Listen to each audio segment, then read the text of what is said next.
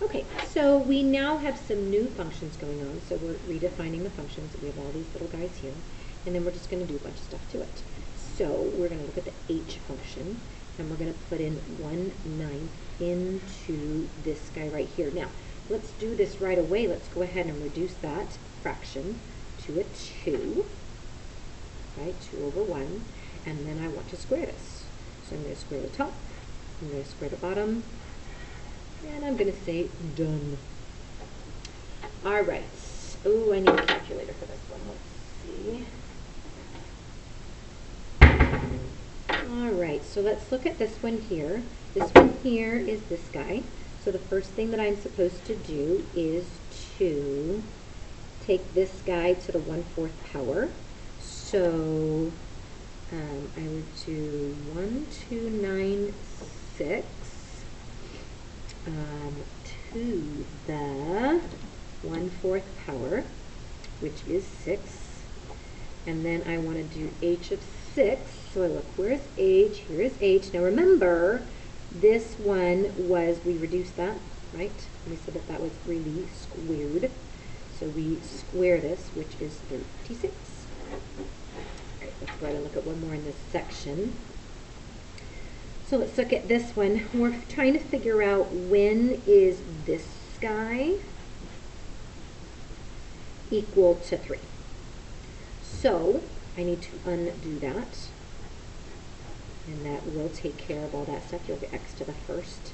And then 3 to the 4th is simply 81. So we would go ahead and plug that in. 81 to the 1/4, sure enough, is equal to 3. Let's just continue. We'll do all these in one video, give you a good flavor of all these little guys here. So let's try 25. So we've got new functions. Here's our new function. So we're plugging in our value into x.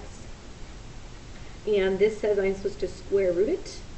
And after I'm done square rooting it, I'm supposed to cube it. So when I square root it, I get 3. And when I cube it, I get 27.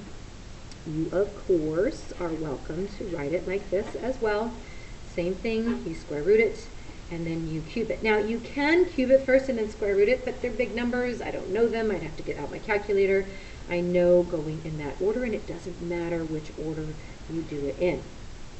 All right, let's go ahead and look at 27. So this one is this guy. So I'm supposed to put in 1/2 into the h function, which gives me just 8. And then 8 is now what I need to plug into my f function. So here's my f function, and if I plug in 8, I get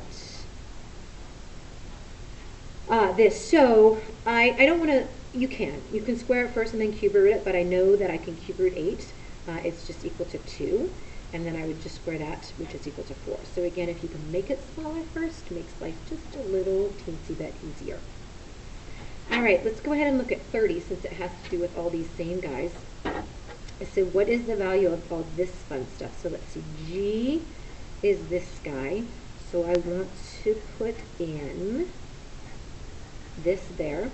When I square root 1/4, I get 1/2. And when I cube it, I get 1/8 because 2 times 2 times 2 is 8. And now I'm supposed to do f of 1/8. So here is f. So I want the cube root of 1/8 squared. The cube root of 1/8 is 1/2.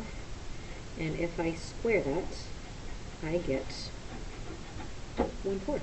So that would be all of our evidence that that is really true.